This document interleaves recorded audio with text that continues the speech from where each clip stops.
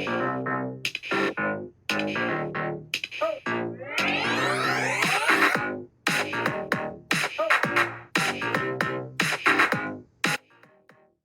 there, beautiful souls. I'm Colleen Lockoff. And I'm Meredith Lockoff.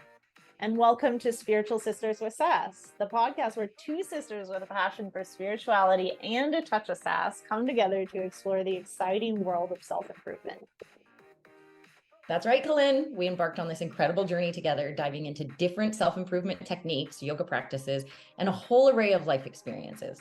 Yeah, and through it all, we've managed to create lives that are abundant, happy, and constantly evolving. It's been a wild ride, hasn't it, Meredith? You bet, sis. We've got two very different perspectives on life, but that's what makes this podcast so special. I'm all about diving in head first into life's adventures and embracing every challenge with a bit of sass. While Colleen here, she's got her own unique approach.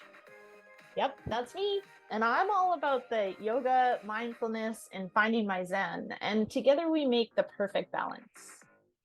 So whether you're looking for some wisdom, a few laughs, or just some heartfelt stories, you're in the right place. We're here to share our personal experiences and insights with you, all while exploring the wild and diverse world of self-improvement.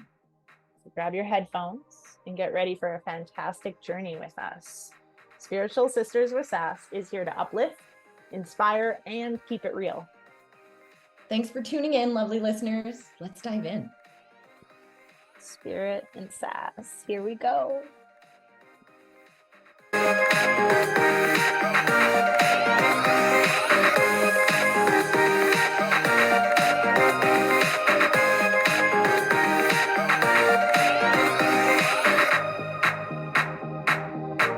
So we have Kevin joining us from Next Level University, and we're super excited to have you here. What really caught my eye was we're like, what do you want to promote? And you said nothing. And that is very uncommon that we see. And so I would love to start by, first of all, letting you know we're live on a bunch of platforms, not only recording on Zoom, we've got you on Facebook, we've got you on TikTok, we've got you on Insight Timer, Instagram. We kind of like have a whole thing that we do. So just so you know, and yeah, welcome. And please let us know a little bit about yourself and why we have you here today. A lot of pressure. So today I am the host of Next Level University, a global top 100 podcast with 1,991 episodes, I think, as of today. Listeners in 175 plus countries and over 1 million listens. And that's like my baby. That is what I love doing. But obviously that's not where I started, right? Yeah. I'm here today, but that's not where I started. Raised by my mom and my grandmother. I didn't know my dad, didn't meet my dad with the understanding that he was my father until I was 27. As a role in a young man's life. Grew up lower middle class, didn't have a lot of money. Obviously, that has affected me in different ways. Outside of that, I was kind of the lost kid who just never knew what he wanted to do with his life. So after high school, I got a job at a gas station. Decided college wasn't for me. It just didn't make sense. Gas station didn't pan out. So then I was a personal trainer. And then I worked at a hospital cleaning bathrooms and floors. Then I was a truck driver. Then I was a forklift operator. Then I was an on-call firefighter for a very short amount of time. And eventually, somehow, I got a really good, really high-paying job. It just kind of happened. Super weird. But I remember thinking, cool, now everything else should be kind of easy. I mean, this is the thing I've aspired to. I think the rest of the stuff will just kind of take care of itself. So at 25, if you looked at me, I was the guy who was in really good shape. I was getting ready to compete in a bodybuilding show, so quite literally the best shape I'll ever be in.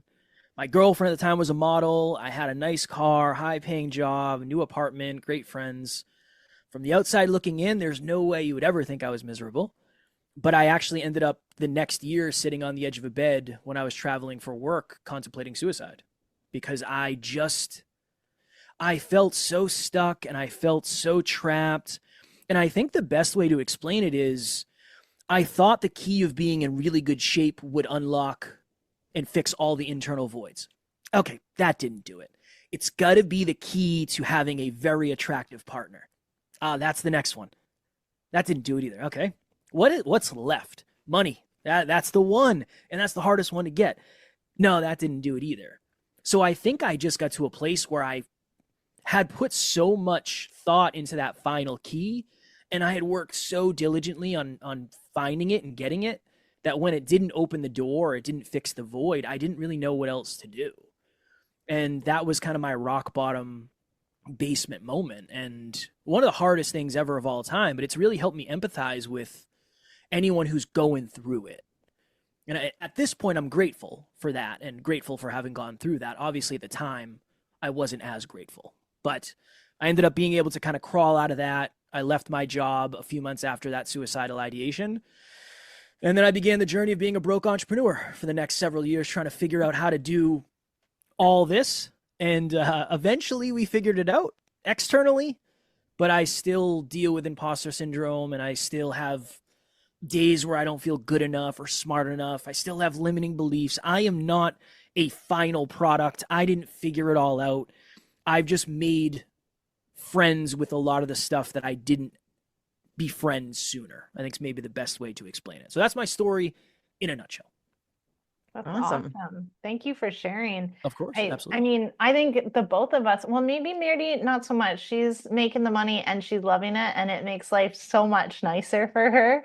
Um, but she's been doing the work, so I think it's really calibrated her nervous system to be able to handle it. Where on the other side of things, I've done very similar. I've traveled around the world. I've tried to find myself for so many years. I've made it to like high level income, and I find myself like it's still in a place of like, oh, here I am, and nothing's like all the things that I ever thought I wanted. I kind of feel like shit, which makes it almost worse. Yeah. Like I have Yeah. everything that everybody ever wanted, and I still feel like I suck completely. Yeah, I think that's because a lot of people have said, can you dig deeper? Like, you had everything. Why do you think you were miserable? And I was like, because I thought I was supposed to be happier. And I had the guilt. And I think the delta between who I actually was and who people thought I was just too big. And I was afraid everybody was going to find out about it. So I very much understand. And I think you probably heard the saying, money doesn't buy happiness, but everybody wants to find out for themselves. I think it sucks when it happens, but I definitely would still be hunting money if that was the thing. The reason I don't care about selling anything when I'm with you guys is I just want to add value. This is very fulfilling for me. Yeah. And fulfillment was something I never had before. So of course I was chasing happiness and pleasure and all that. Now, on the day-to-day, life is really hard, but I'm the most fulfilled I've ever been. And I Yeah. think there's something to that. So I very much understand and empathize a ton because I've definitely been there for sure. I have this great meme on my phone, and it's a picture of this guy sitting on a bench with an owl. And the guy says, "Why is happiness so elusive?" And the owl says, "Because you're always looking for it in the future, not in the present." Mm. And it has hit me so hard that it's something that I will repost and remind myself of on such a regular basis, because happiness is right now in this moment. Yeah, today's hard, but also where can I find joy in today? Because if I think I'm going to find it tomorrow, I'm just pushing to get through today. And then I'm going to do the exact same thing tomorrow. And there's never going to be any joy because I'm always chasing it. It's elusive because I'm never at it. Yeah. And so I agree with Lynn. Like I do pretty well. I do way better than most men in my town and stuff like that. But I have done, like she said, I've done the internal work while I've been building this income, and then things will surface. Like I'm far from where I want to be, which means that I have not done all of the work. There's obviously so much still to do, and I clearly still have money things that I need to work around because I'm not where I want to be.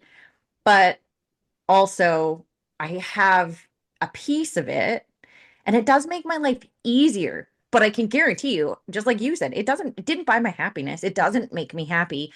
It helps reduce my stress. Yeah. That's it. And in some ways it's helped me, feel fulfilled in the sense that, like, for us, our parents helped us as much as they possibly could with, buying houses and doing these things as when we were younger. But for me to match what my parents did at the time, I have to times that by three. So my parents each gave me $5,000 to buy my house, and I had to come up with $5,000. And for me to do that for the purchase price of my house versus what it's worth now and my kids. It's literally 3 times the amount. So I would have to give my son $15,000 or my daughter $15,000. So I've come to a place where I actually, instead of just even doing that, I bought him a place and he's making the mortgage payments and he's going to buy it from me in a year and do all the things. And the fact that I'm there makes me feel really good, but that's my ego. You know what I mean? Like that's the piece of me that's like, yeah, Yeah. look at me go, instead of, the true, I mean, it does give me happiness, but what But is it's that healthy. happiness? It's Yeah. a it's a healthy ego. I think there's a difference between I think there's a couple ways it happens. I think there are some people that start out just chasing external. And logically, I grew up, I didn't have money. I felt super overlooked because I was just a little dude. So I'll go get jacked. That'll fix it. I'll just make a boatload of money and I'll just date hot people. And I should feel fine. Everything's just going to kind of work. It'll just wash itself out. It makes sense logically. But I Totally think does. then you get to a point where it's like, okay, it started from an external place, which created internal stuff, traumas, triggers, voids, whatever, right? Resistance. And then that just kind of grows internally for however many years until you face it. But I think on the other end, what I've seen very commonly too, and maybe you both have as well, is somebody who is just so spiritually sound, so centered, almost nothing bothers Peaceful. them, so Yes. peaceful, but they can't pay their bills. And it's like you are too good of a person not to be able to pay your bills To be because you're not going to be able suffering to. in this life. Yeah. And Yes. you can't amplify your message without money. Are you pointing up and over? Pointing to her over Okay. there. Yeah. So spiritually sound, but so broke and suffering because that's what you should do for, and it's just like, it's a hard no for me. Yeah. But when she was making 250, $300,000 a year, she would come here and she would be locked in this room for 12 hours a day. And I'd see her for 30 minutes when I made her lunch. And then she'd come downstairs right before she'd go to bed and just be like, I'm just tired. Thanks. I love you. And, and she'd go. And so I never actually saw her. She'd be here for Yeah. 30 days and I'd see her for like a day in total. And it was because she just worked and worked and worked and worked and worked and gave everything she had. And so to find some kind of balance in there, Well, that was going to right? be my question, Kevin, because I heard you say, that you like to provide value. And for me, that was a core value for a very long time is like, I'll provide value. And then I believe from that is where, clients come from, word of mouth, etc. I gave so much value that I burnt myself out. How Yeah. did you find a balance? I haven't. Yeah, Okay. I'll be very honest. My life is very much kind of what was explained. Like I essentially work 12 to 14 hours a day. But I don't know, I love it in a weird way, I get you. right? And again, this is I'm going to state this. This is a privilege. Circumstantially, I don't have any children. I'm not going to. My wife and I have already had that conversation. I'm a very simple man. I require no I'd require less than like the easiest plant to take care of. I don't need sunlight. I can get my own water and just lock me in the office. I'm going to be fine. This is quite literally a dream come true for me. So when I started a podcast and I said, if I could do this for a living, I would be the most fulfilled person ever, ever, ever of all time. If I ever lose sight of that, this whole thing goes to shit. Yeah. This whole thing was for nothing. If I lose sight of how grateful I should be and how privileged I am to pour into the lives of other people. But there have been times where I have suffered from a very heavy degree of martyrdom. And I think the thing that has helped me a ton is understanding that number one, I can't help anybody if I don't help myself first. And I'm also way more capable of giving than I ever have been. I have a question. Please hammer it. You haven't found the balance and give me food and water. I don't even need sunlight and leave me in my office. Is that also a way for you to mask things though? Like for my sister, Now, I'm not trying to speak for you, Lynn, but my view of what I've seen is she's a workaholic. She's a blankaholic is what she calls herself. She's addicted to anything she can be. We have seen in our life and we're brought up with workaholic family. They were never around. We didn't get quality time. Those became priorities for me. And I often say I have a great balance of work and relaxation and like my family time and stuff like that. Like I do feel like I have a lot of balance. Why are you shaking your head at me right now? Oh no, I'm like, I hate not working. Like see, and so for me, she's like, chill out. I'm like, no, this is stupid. I got work to do. Like literally, we can't even sit and watch a show without her working. Me, on the other hand, I feel like I have found a balance. Now, if you talk to the coach that we had or have, she has, he doesn't ever turn off. And for me, that became a problem. I had to get 2 separate phones and put everything business on one phone so that my personal phone wasn't going off with it. I had to completely separate my stuff from here's my business, here's my personal. It doesn't mean I always shut off, but I just feel like I have far more balance in that way. It's also made me super uncomfortable because having more balance means I have time to sit in my shit. So do you find that this 12 to 14 hours a day working, even though it's what you wanted to do and it's the passion, do you find it's also your cover? It's your escape? It's a great question. It's a great question. I don't, to my current awareness and where I am, no, I don't think so. Because this is the interesting thing. I don't really want to do it. So like, there's this fine line for me of I am not a natural workaholic. I've just set really big goals that have kind of dictated the way I live my life. And when I set those goals, I really mean it. I'm not saying it to sound cool. I want to have the most successful in terms of impact self-improvement company ever of all time.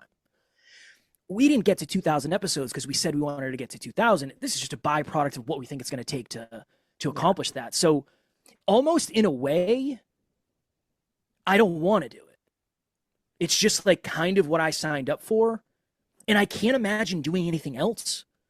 So it's like I get the opportunity and the privilege to choose the pressure that I'm under. And I can't imagine doing anything else. So no, I don't think so. And I think the other thing too that has to be stated is our company's a self-improvement company.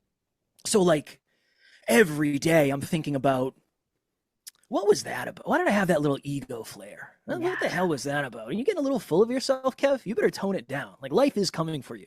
Or why do you feel terrible about yourself all the time? You're doing a lot of really good stuff. So I think that's always a focus. When I first started this, now the podcast is Next Level University, but the initial title was Hyper Conscious.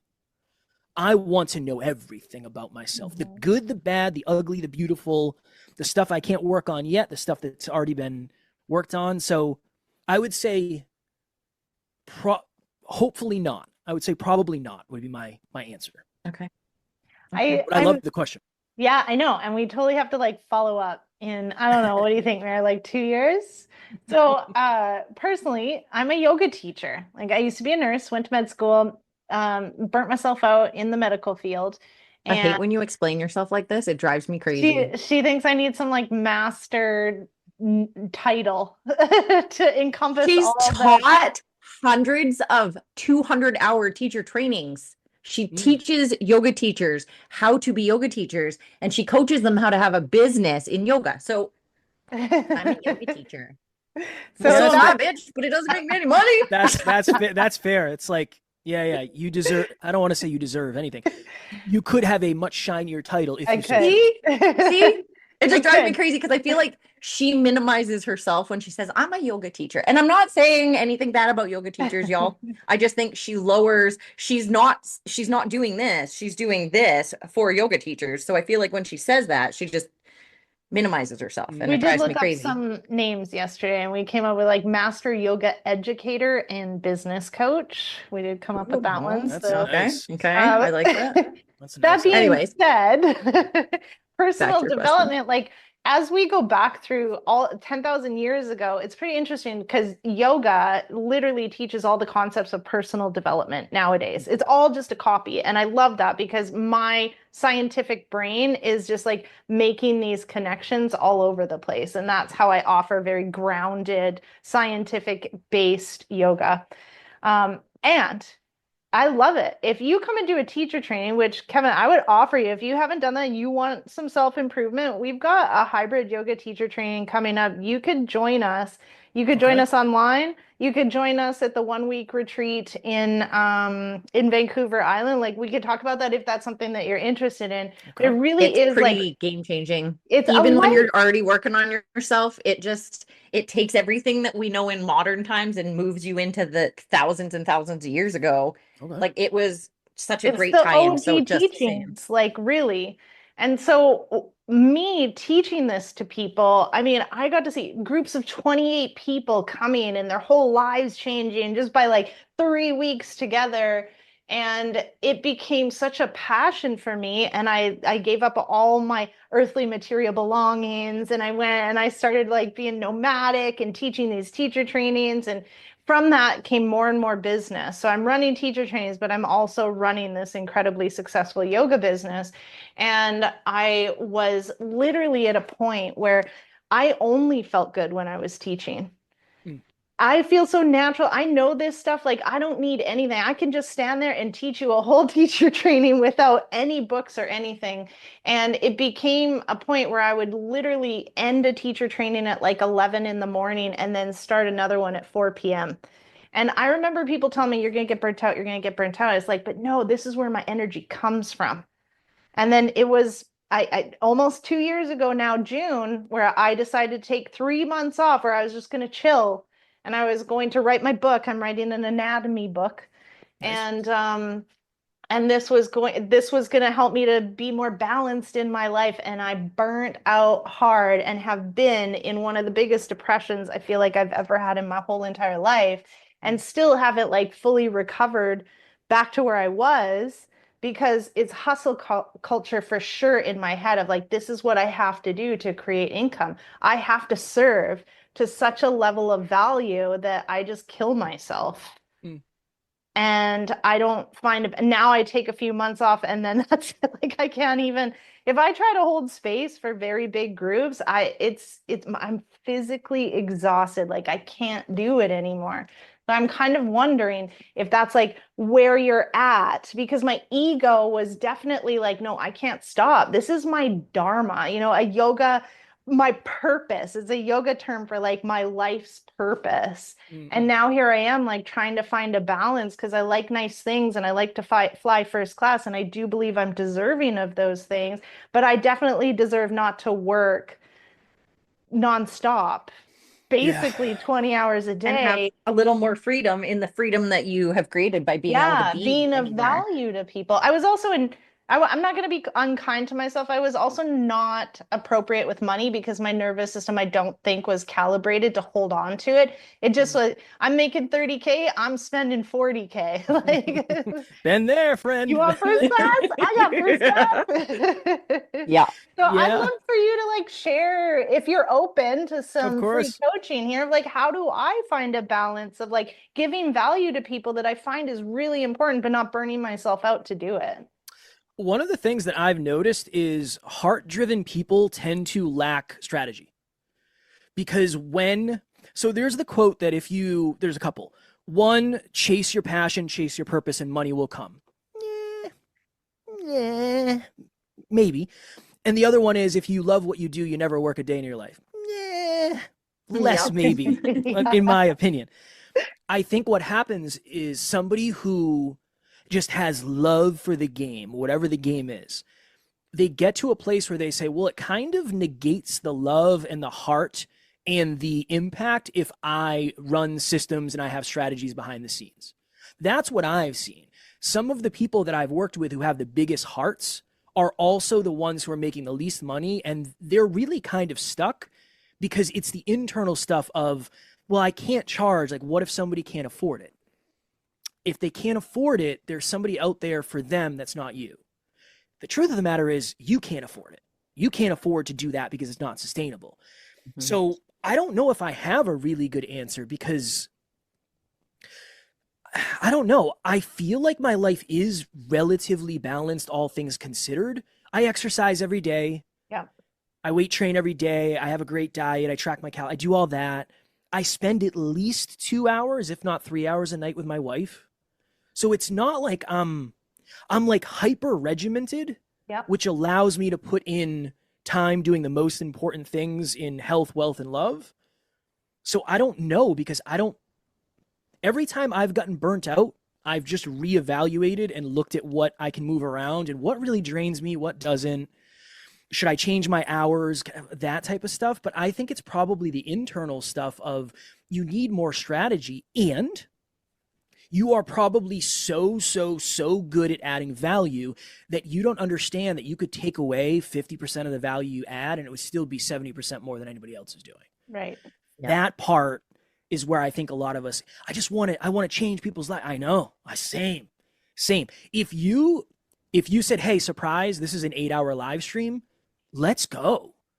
And I also have to make some phone calls because I'm going to miss dinner and I have coaching calls later, but I would do it and then I might regret it after. So I think it's a juggling act of the heart, the spirituality, the purpose, the mission, and the strategy / scalability of it. And I think most of that's internal. So I think it's probably that. Your level of value that you want to add is amazing. And if you only focus on depth, I think you get burnt out because then you're unable to scale breadth. So like right now, we're talking to however many people. Yep. That's breadth. Will we have a 1% improvement on everybody? I mean, that's the goal, right? But if we were behind the scenes, this conversation would be completely different. It would just be depth and depth. So I don't know if that answers anything or creates more questions, but that's where my mind goes. I know. I actually love it because one key foundational piece that I've learned over the last little bit that I'm still not 100% practicing is non-negotiables. And so I heard you say you still work out every day, you still spend time with your wife, you still eat well. And those are things that even though I'm aware of them, and even though I call them my non-negotiables, when I get busy, I will do the 8-hour live stream and I won't work out and I won't eat and I won't spend time with my partner. And therefore, that's how I get burnt out, is by not making myself a priority. Really. You're the vessel. Yeah. Okay, good. Same. I had a phase probably like 6 months ago where business had grown a bunch. I was waking up and I'm not kidding, I was walking out of the bedroom, wiping the sleepies from my eyes, already batching my emails, already batching WhatsApp, wasn't doing mobility, wasn't exercising. And I had a chat with my business partner. And I was like, dude, I'm maybe the least fulfilled I've been since we started this. And he's like, all right, man, what's going on? I was like, I don't know. I mean, we're making good money. Things are growing. He's like, Kev, you got to understand, there are like 3 things that affect your self-worth. 1 is how consistent you are in the gym. 2 is how good of a partner you are to your wife. And 3 is the amount of money we have in the bank. Those are your 3 non-negotiables. You got to move the needle on one of those each day. And I changed my morning routine around, and now I feel so much better. But I had that guilt of, well, what if somebody needs me? They can wait 15 minutes. That if they need me 15 minutes, I'm still up before they are, so they're going to be fine. So it was really the old adage that gets beaten to death of, you got to put the mask on yourself first. Yeah. And then when you put the mask on yourself, then you can go help other people put their masks on. But number 1, we have to know what those masks are. So I think that's a big piece of it. And the other thing too that's been super helpful is when you're restarting to build habits, make the lowest barrier to entry embarrassingly small. Like, oh, you want to exercise today? Cool, let's do 5 minutes. Right. Hell yeah. And then tomorrow we'll do another 5, or we can do 6, or whatever it is. And then by the end of the month, you're up to a half hour, an hour. But at least then it's sustainable. So, yeah, that's my thought. Yeah, I appreciate that. And I will coach people to that of course. understanding all day long. Same. But then if I'm traveling, and there's, well, not McDonald's, but a Subway or something, I'll go and I'll grab something like that instead of prioritizing the fact that I need this much protein and, this much fat and these many carbs. I'll just satiate my hunger. So it's really one of the things that I learned when I started working with my coach was the importance of core values. Mhm. And he said you could totally scale a business without core values, but when things get hard, then you will be driven by external values, which is what started to happen in that depression was like, oh, I better take this client because I'm off for 3 months. So I better say yes, but I know don't. Yeah. Yep. Yeah. Core And that values. became my most draining client I've ever had in my whole entire life. But I made 5K. Woo! Yeah. Well, it's hard. I mean, that's the hard part is some of that only comes through experience. Yeah. It's like now you know exactly what you want and you know exactly what you don't want. Could you ever know to the degree you do if you didn't experience it? I don't know. I could tell you. I've had $200 clients and I've had $5,000 clients. They're different. Right. But when I got the $200 client, I needed them. Yeah. I needed them to eat. So I kind of had to experience it, but yeah, that's definitely a challenge. I think if we really think about core values, core beliefs, and core aspirations, if there's any in conflict, I think that's when things get really, really challenging. So I had a client one time who was a podcaster. And I said, what do you want to do with this thing? Like, what's your goal with your podcast? And they said, I want to be like you guys, but like 10 times more successful. It's like, all right, I can tell you what it's taken to get here. The 10X part, I don't know yet. But I said, let's really talk about what's important to you. You're a family man, right? He said, yeah. I said, you want to be at the bus stop to get your kids off? He's like, yeah. Dinner every night? Yeah. Recitals, sporting events, parent teacher conference, all that? Yeah. I said, brother, I love you. This isn't for you. This isn't for you. Not in the way I'm doing it, at least. Maybe you could do your own unique version. Right. But I think he had core values of being a family man and core aspirations of having one of the most successful companies on the planet in misalignment. I don't know what's more challenging, thinking you want something and never getting it, or thinking you want something and getting it and realizing you never did in the first place. Right. I don't know which one of those is more challenging, but I think it's a conversation of if there's any misalignment, that's usually where things start to go off the rails. I agree 100%. One of the offerings that I will have everybody look at is something called the picture of you. It's really like a Bob Proctor teaching in which he talks about the fact that as a subconscious, baby, we're fed our beliefs. And so you said core beliefs and the misalignment of core beliefs and core values. I can have all these amazing core values, right? Inclusivity, self-care, alignment, integrity, blah, blah, blah. But then my core belief is at the base, I'm unlovable. So when it comes down to it, I'm not ever going to choose myself if I'm not aware that my core belief is that I'm kind of a piece of crap. Yeah, I heard that in your latest episode, the piece of poop. It's like, yeah. okay, I'm sure we're going to touch on that. But that's the thing is you are aware of it because of all the work you've done. For sure. And now we can start figuring out, okay, you're unlovable. You probably don't feel like you fit in many places. Maybe you feel like you're too much for certain people, so you dim. Yeah. And when you dim, you fit in, but you're super unfulfilled. It's just that core wound that's when you have to play a part to fit in and feel like you belong, you get really good at playing that part, but you start to self-abandon. Right. My business partner is a really good example. He is someone who's deeply unlovable. That's his core wound. Yeah. Because he's a genius and he's good at everything and he's great looking and he's 6'2", blonde hair, blue eyed, just really good at everything. Every time he grew, people villainized him or pulled him down. So he said, every time I grow, bad things happen. I'll just drink a ton and I'll be relatable and then I'll fit in. Did that for however many years. So one of the things he's working through right now is the courage to be himself and get whatever reaction that will create. And it's not easy. We're on a similar path because as soon as you start to go away from your default, Right. Yeah. It's scary. It's so scary. I always feel like I'm in trouble. I'm gonna die. Like if I say something, well, I just about said if I say something unkind, and it's not unkind, it's just like probably not what someone wants to hear.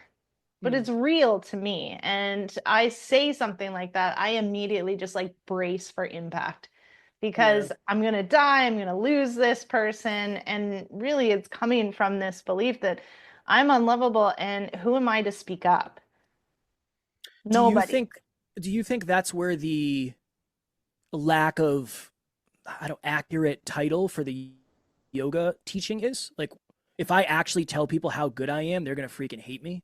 Yeah, I mean, even just repeating those, like master yoga educator. I mean, yeah, if you look at how much money I've spent on training, how much time I've spent of my own time researching, like I am incredibly knowledgeable in anything that I do. Mm. And even saying that is like, I'm so Yeah. smart, you're a fucking idiot. Like now it negates. So yeah, Yeah. Yeah. I get that because essentially I just like I've likened myself to a doormat and doormats don't speak up ever. Yeah.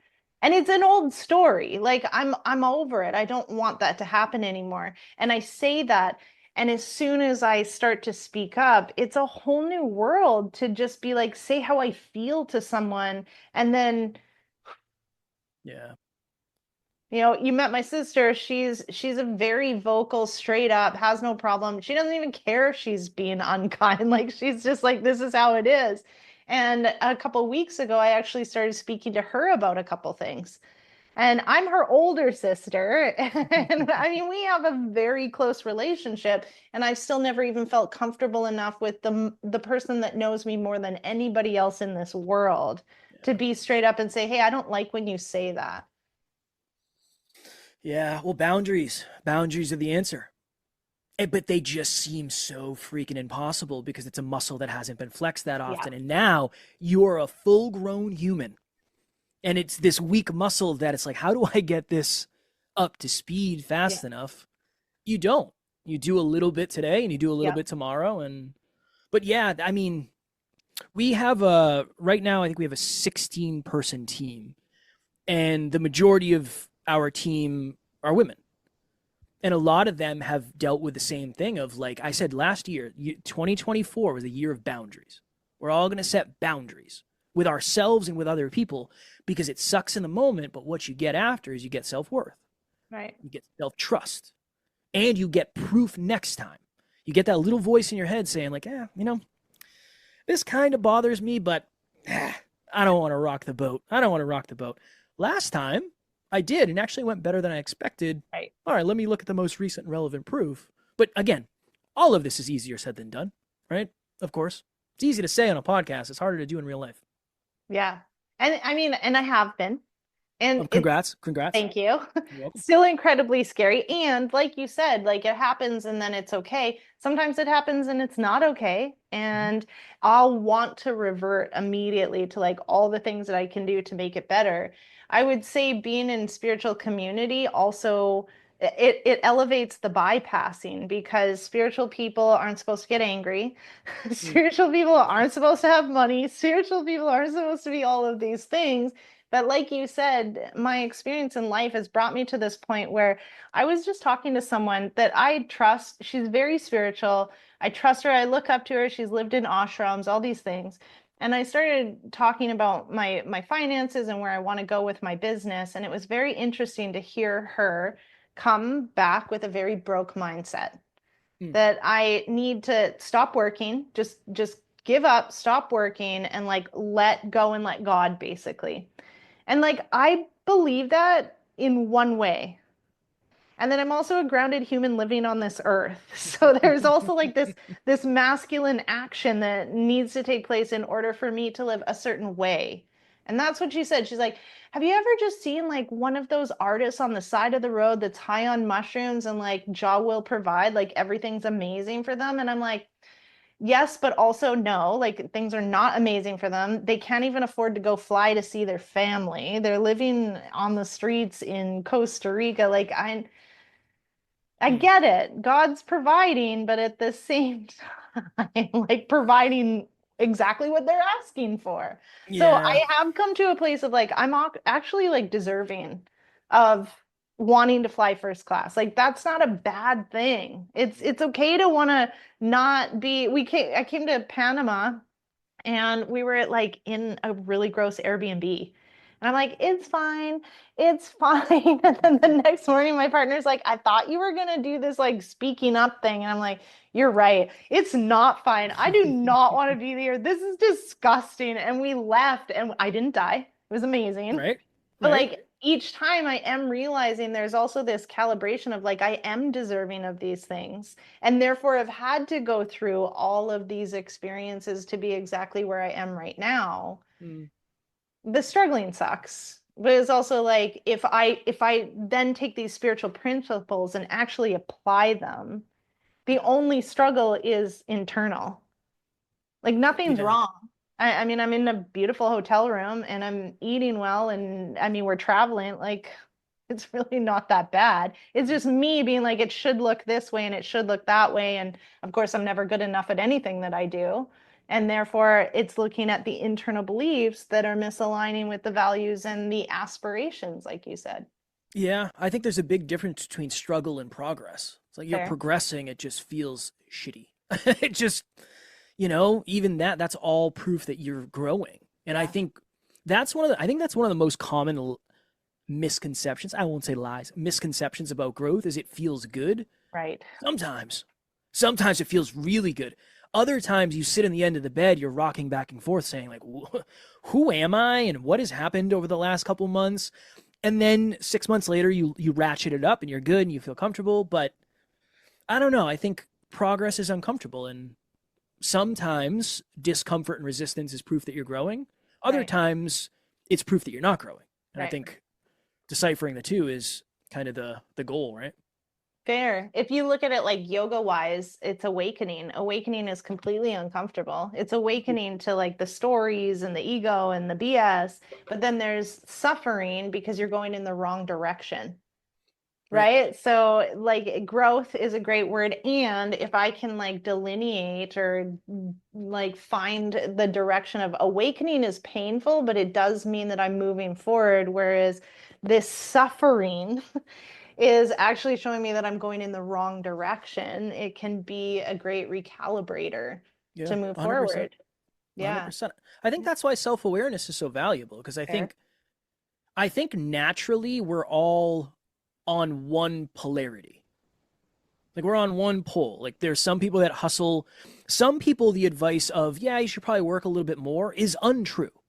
You should work less and spend more time with your family. Just like on the other end, if I was to say, like, honestly, you should probably spend more time with your family, there are some people out there that do not need to hear that advice. They're already really good at that. Right. What are you already you're Yeah. really good at adding value. Yeah. You're never not going to be. Right. Even like your 40% value is just over delivering. That's your natural strength. Right. But there's something on the other side that you just haven't worked on yet. Same. I was really good with people and I had no strategy, no business sense. What are we doing here? I have no idea what I'm doing. Right.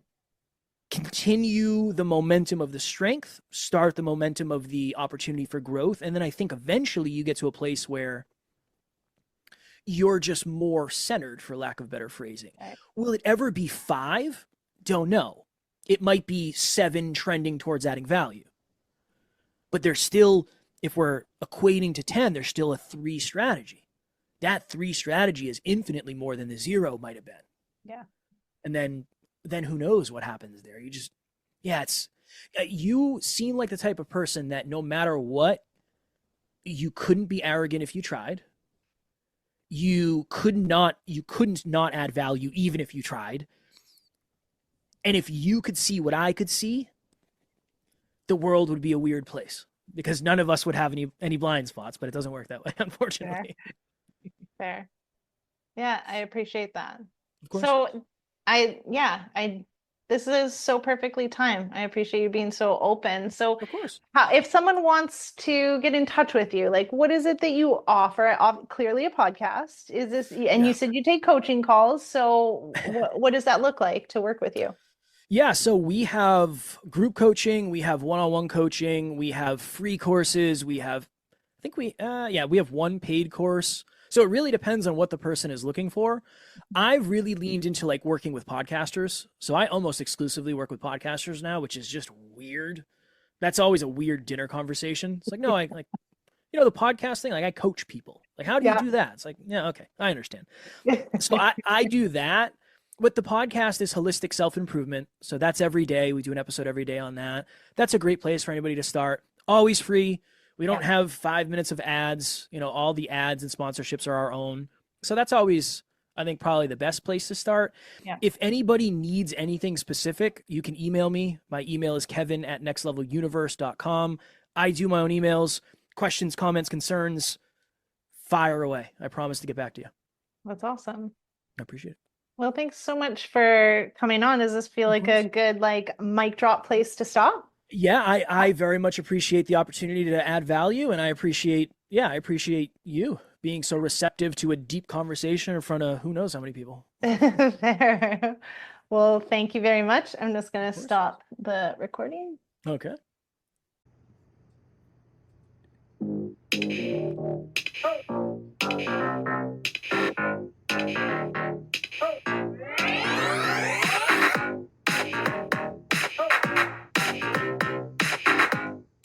Thank you for joining us on this spirited journey today. We hope you enjoyed diving into the world of self-improvement with us. Two sisters who found their own unique paths. Remember, life is a tapestry of experiences, and it's how we embrace them that makes all the difference. So whether you're on your yoga mat, exploring mindfulness, or simply navigating life's twists and turns, always keep that spirit and sass alive. We are Colin and Nerdy Locked Up, and we're here to remind you that happiness and abundance are within reach. Stay connected with us on social media and keep those questions and stories coming. We love hearing from you. Until next time, beautiful souls, keep doing the work, keep sharing your experiences, and keep living a life that's authentically you. And never forget to add a little extra sass to your day. Spirit and sass, always.